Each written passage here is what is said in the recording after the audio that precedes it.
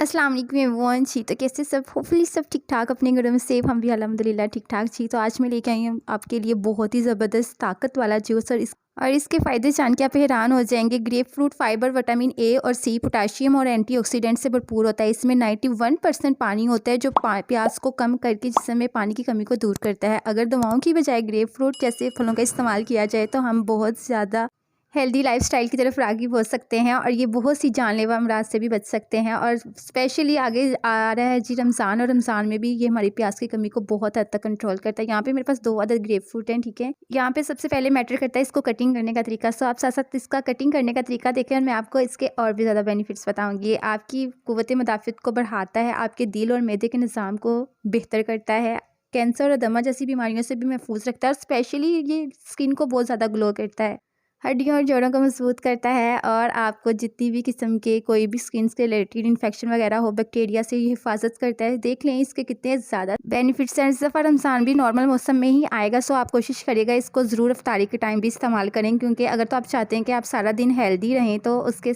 लिए आपको इसका जूस ज़रूर पीना पड़ेगा।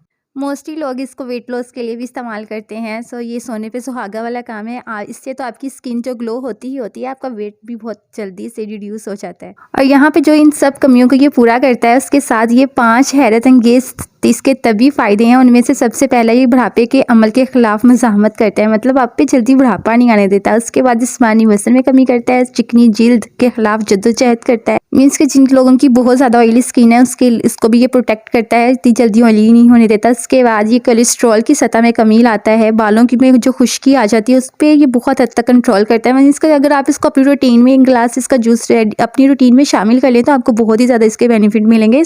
स्किन पर यूज़ करने के लिए एक बहुत ज़बरदस्त इसका मास्क भी रेडी हो जाता है जौ के आटे के साथ। अगर तो आप मुझे कमेंट्स में बोलेंगे तो मैं इंशाल्लाह उस पर भी एक अच्छी सी रेमेडी बना दूँगी।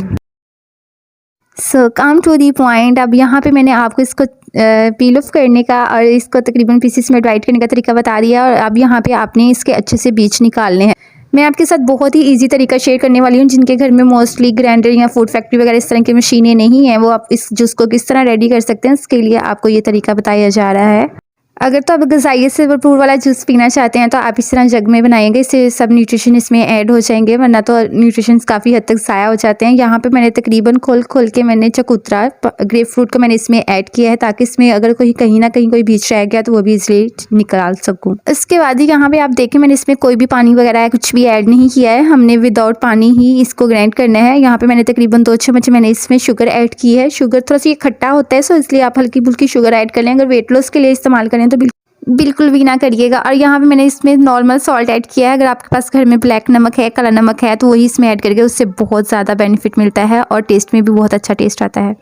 उसके बाद ही मैंने इसको स्टेन नहीं किया। अगर आपने इसको स्टेन करना है तो आप स्टेन करके भी यूज़ कर सकते हैं, लेकिन मोटे स्टॉकों वाली स्टेनर यूज़ करिएगा, उससे न्यूट्रिशन ज़ाया नहीं होते हैं। और यहाँ पे जी हमारा जूस रेडी है। मुझे उम्मीद है जी मेरी आज की रेसिपी आपको बहुत पसंद है। काइंडली वीडियो को लाइक कर दीजिएगा। अब मिलेंगे नेक्स्ट रेसिपी में। अल्लाह हाफ़िज़।